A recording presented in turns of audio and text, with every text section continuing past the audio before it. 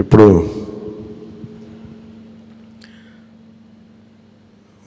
Party నేతగా మాట్లాడటం అలవాటు ప్రెసిడెంట్గా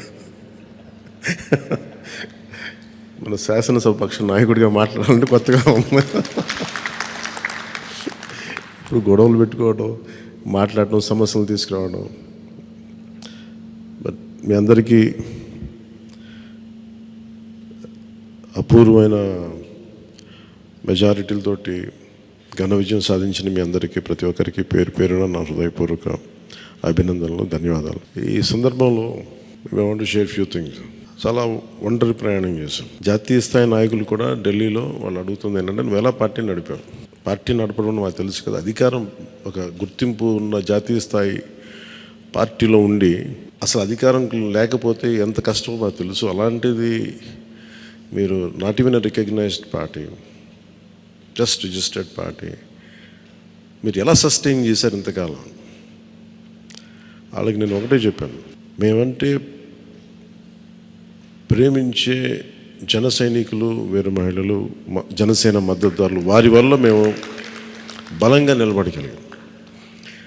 ఒక తీర్మానం నా సైడ్ నుంచి ఏంటంటే, ఈ ఘన విజయానికి కారకులైన, అంటే దశాబ్దంగా అన్ని ఒడిదుడుకుల్ని ఎదుర్కొంటూ దెబ్బతింటూ క్షేత్రస్థాయిలో అన్ని రకాలుగా ఇబ్బందులు పడుతూ మనకి మద్దతు ఇచ్చిన జన సైనికులకి, వీర మహిళలకి, జనసేన నాయకులందరికీ కూడా వారికి నా మనస్ఫూర్తిగా నా అభినందనలు తెలియజేస్తా ఉన్నాను.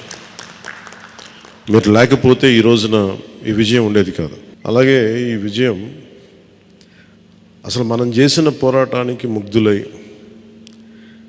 2019లో తప్పు చేసాం, ఈసారి ఎట్టి పరిస్థితుల్లో మేము తప్పు చేయమని ప్రతి ఒక్కరూ ఒక 100 మందిలో కలిస్తే 100 మంది చెప్పేవాళ్ళు, ఒకళ్ళు కలిస్తే ఒకళ్ళు చెప్పేవాళ్ళు, ఏ మూలకెళ్ళి చెప్పేవాళ్ళు.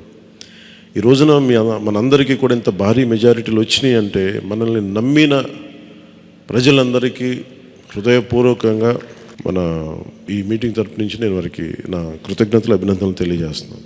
మనకి వీ హ్యావ్ గ్రేట్ రెస్పాన్సిబిలిటీ. అంటే నేను మొన్నదాకా మాట్లాడుతున్నప్పుడు అదొక పొలిటికల్ రెటారిక్ అనిపించుకోవచ్చు, but I believed in that and I believe in that.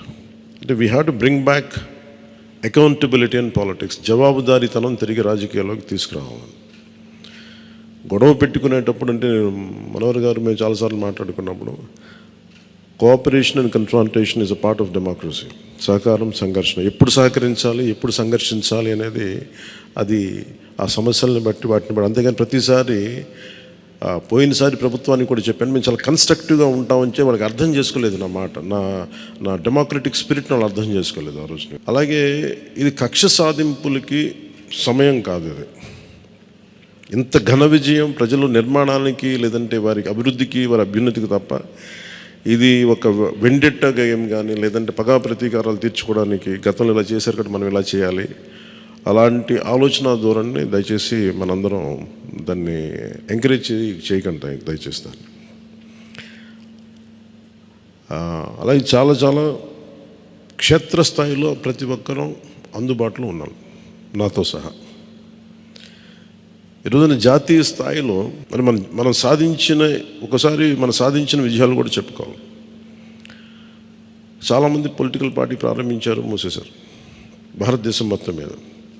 Even from Punjab నుంచి ఎవరో వచ్చి మాట్లాడుతున్నారు, వాళ్ళ అకాలీదళ ఫ్యాక్షన్ ఒకటి. మా నాన్నగారు స్టార్ట్ చేశారు, మేము స్టార్ట్ చేసి ఇనిషియేట్ చేసి ఆఫ్ చేసేసుకోవాల్సి వచ్చిందని. మన ఎన్నికలకి మనం సాధించింది from a registered political party నుంచి రికగ్నైజ్డ్ పొలిటికల్ పార్టీ. అండ్ రెండు, నెవర్ బిఫోర్ ఇన్ భారత్ పోటీ చేసిన అన్ని స్థానాల్లో భారీ మెజారిటీలతోటి గెలుపొందటం, 100% స్ట్రైకింగ్ రేట్, 100%. అంటే మన మీద ఎంత విశ్వసనీయత ఉంది, అంటే ఎంత విశ్వాసం ఉంది ప్రజలకి, ఎంత నమ్మారు, ఇది వాళ్ళు చేసి చూపించారు. 2019లో ఎలక్షన్లు అయిపోయిన వెంటనే మేము తప్పు చేసాం, మేము నీకు నిలబడతాం అని చెప్పి, అది ఈ రోజున మనకి మద్దతుగా నిలిచిన ప్రజలందరికీ కూడా ఇంకొక మారు చాలా చాలా ప్రత్యేకమైన ధన్యవాదాలు. అలాగే 2 పార్లమెంట్లు పెట్టాం. అంటే దాదాపు మీరు చూస్తే 2 పార్లమెంట్లు మనం ఇవి తీసుకుని దాదాపు ఒక 45 స్థానాల్లో మనం ప్రభావితం ఉన్నాడు మనం ఖచ్చితంగా డైరెక్ట్గా. అలాగే మన టీడీపీ, మన ఎన్డీఏ కూటమిలో మిగతా పార్టీల విజయానికి కూడా మేము ఎంత బలంగా నిలబడ్డామో మీ అందరికీ తెలుస్తుంది. ఆ ఓట్ ట్రాన్స్ఫర్ ఎంత బాగా జరిగిందో. ఫస్ట్ టైం చాలా అవేకెండ్ ఓటింగ్ జరిగింది, చాలా రెస్పాన్సిబుల్ ఓటింగ్ జరిగింది.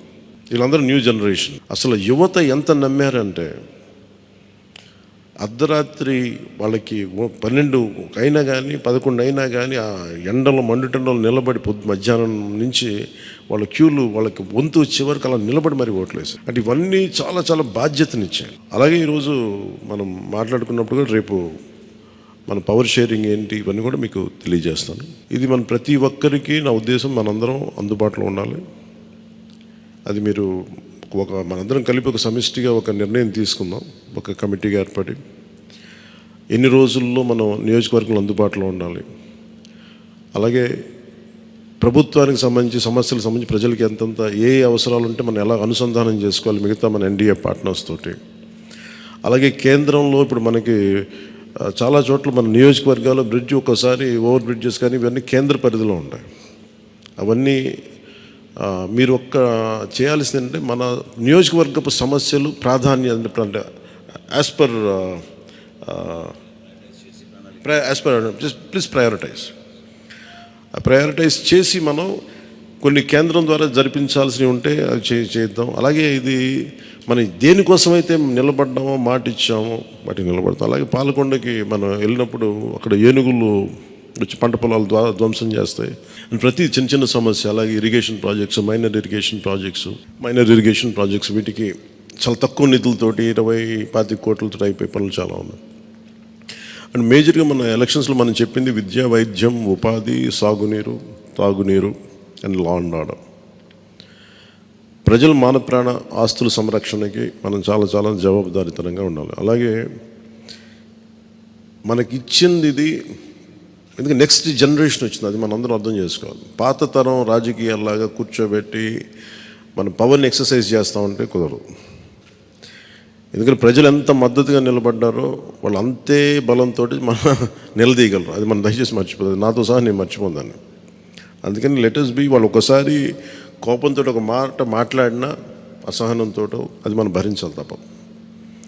అలాగే విమర్శించేటప్పుడు కూడా దయచేసి అది పర్సనల్ అటాక్స్ ఎవరికి కలగదు. వాళ్ళని మీరు చూశారు కదా, పోయినసారి ఆయన గత ప్రభుత్వాన్ని హ్యాండిల్ చేసిన ముఖ్యమంత్రి గారు ఎన్ని మాట్లాడి నేను ఎందుకు స్పందించలేదు వ్యక్తిగతంగా అంటే అది ఆ ప్రెసిడెంట్ ఆపేద్దామని మనం ఎక్కడ చేయాలి. అలాగే పార్టీ ఒకటి మనందరూ చేయాల్సింది ఒకటి టైమ్స్, ఒకటి పంక్చువాలిటీ, సరైన సమయానికి రావడం. మీరు కావాలంటే గంట ముందు రండి. నైట్ 1:30, 2:30 అని పడుకునేటప్పటికి.